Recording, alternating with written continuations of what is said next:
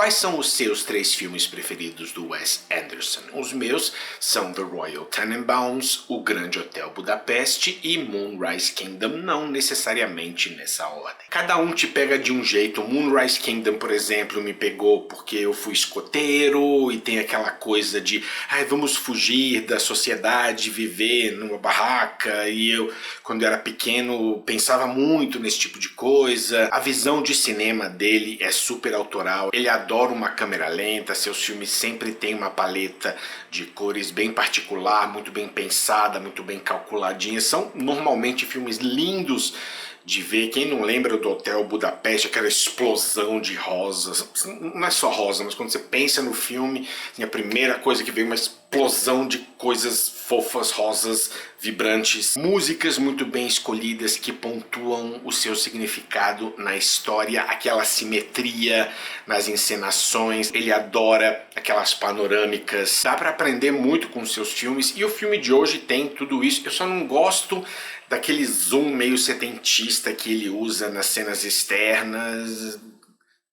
Não gosto. Mas cinema é mais do que técnicas, produção e enquadramentos. Mesmo que ele se repita, o que vai diferenciar os seus filmes é o bom e velho roteiro. O roteiro é essencial, fundamental, indispensável. Eu não tô me contradizendo, eu já falei que há filmes que podem ter uma história super simples. Eu sempre cito o último Mad Max, personagens que precisam ir de A até B, mas aí se a história não é complexa e não tem grandes reviravoltas, você precisa enchê-la com espetáculo. Mad Max faz isso muito bem. Aqui não acontece muita coisa, mas o filme lida com luto e também o sentimento de coisas inacabadas. É a terceira crítica patroneada pelo Reginaldo Palhares Jr. Valeu, Reginaldo. E o alô da vez super mega especial vai para a Mara, o Alex e o Nicolás. Eu não tenho certeza se é Alex ou Alex, ou se é Nicolás ou Nicolas, então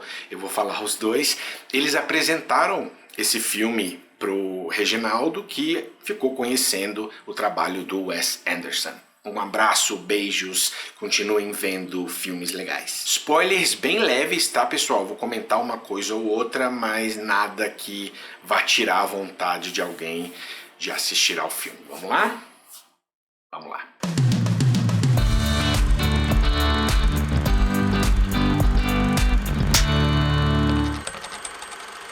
The Darjeeling Limited, ou Viagem a Darjeeling. O filme conta a história de 3 irmãos que perderam o pai, ficaram 1 ano sem se falar e embarcam numa viagem de trem pela Índia numa tentativa de reforçar laços enfraquecidos. O Wes Anderson faz aqui uma espécie de road movie que propositalmente parece não ir a lugar algum. Chega um momento do filme que você começa a perceber que ele tá vagando e diálogozinho trivial atrás de diálogozinho trivial, momentos onde personagens fazem coisas, mas não acontece nada, e você começa a perceber que ele tá trabalhando aquele bom e velho conceito, a jornada é mais importante do que o destino. Você precisa procurar muitas coisas nas entrelinhas, nos pequenos gestos, nos silêncios. É onde o filme trabalha essa dificuldade que esses 3 personagens têm de se comunicar uns com os outros. É um exercício gostoso, mas não é a narrativa mais dinâmica do mundo. O filme tem só 90 minutos e parece bem mais longo. Uma das inspirações do diretor é o filme Os Maridos, de 1970, do John Cassavetes, só que aqui as personalidades são desenhadas de maneira mais sutil através da forma como cada personagem lida com o luto. O Wes Anderson gosta de personagens com baixa energia e as interpretações refletem isso. Elas precisam seguir um ritmo bem específico, alguns até diriam que limita o que os atores podem fazer, mas eu acho que não, tudo faz parte de uma visão e é bem Wes Anderson, aquela coisa, o personagem fala, tananã, o outro fala, aí às vezes enquanto o outro fala, entra um outro cara e aí quando volta já é um plano um pouco diferente. Tudo com aquela cadência que ele gosta de implementar, junto com os reforços visuais maravilhosos, eu vou chegar lá. E os 3 conseguem fazer isso muito bem, a química entre eles parece algo super natural, eles parecem irmãos. O fato dos 3 serem narigudos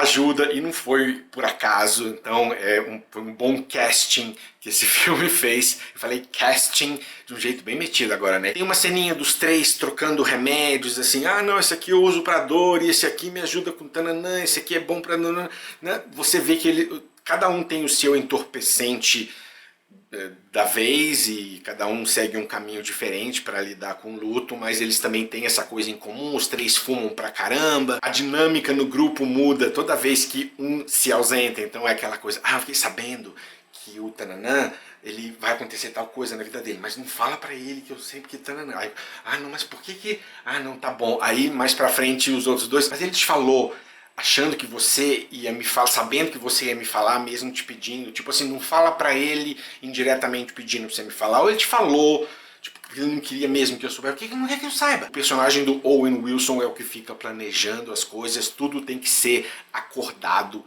o tempo todo, e ele fica forçando, tentando forçar uma epifania espiritual o tempo todo. Eu me identifiquei demais com o personagem. Eu lembrei das poucas vezes na vida onde eu tentei meditar, então eu ficava lá, cadê a paz? Cadê o vazio? Vamos lá, meditando. E ele tem também uma camada mais sombria, os três têm. O personagem do Adrien Brody tá anestesiado, ele parece não registrar coisas importantes que estão acontecendo na vida dele. Outra fase com a qual eu me identifico, que tem tudo a ver com o luto, por exemplo, ele usa, isso aí é mais uma coisa simbólica, o filme tem muito simbolismo, alguns mais pobres que outros, mas, por exemplo, ele usa os óculos do pai que tem grau, então ele não enxerga nada, então por que ele faz isso? Porque ele vê o mundo distorcido, é uma maneira de fugir da realidade, de como as coisas realmente são. E o personagem do Jason Schwartzman tenta fugir do problema, mas ele está lidando com mais do que a morte do pai, ele saiu de um relacionamento, parece algo subdesenvolvido, até é algo subdesenvolvido, mas aí foi uma dica do Reginaldo, existe um curta-metragem chamado Hotel Chevalier, que contextualiza o arco dele, tem a Natalie Portman, é muito bom, é facinho de achar. Boa parte do filme se passa num trem e as transições são muito boas, o design de produção é muito impressionante, aqueles pops visuais que ele faz com as cores, a cinematografia, principalmente, eu não vou nem dizer principalmente nas cenas externas, as cenas externas são lindas, parecem banhadas em ouro, mas o trem também tem uns planos longos complicados. Eu gosto bem de como esse filme se movimenta, agora o texto não é dos mais profundos. Eu sei que muita coisa deve ficar subentendida aqui, mas algumas metáforas são simples demais, são óbvias demais, como aquela das malas.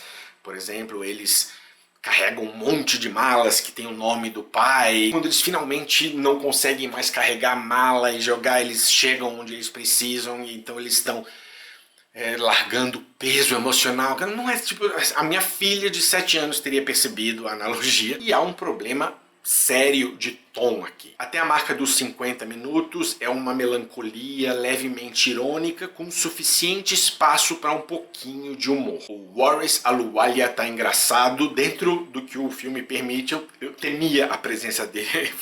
Ih, rapaz, se ele aparecer vai dar... O Wallace Wolodarski me fez rir também daquele jeito, bem um humor bem simples. Aí acontece algo que destoa completamente do resto do filme. Você fica assim, uou, da onde...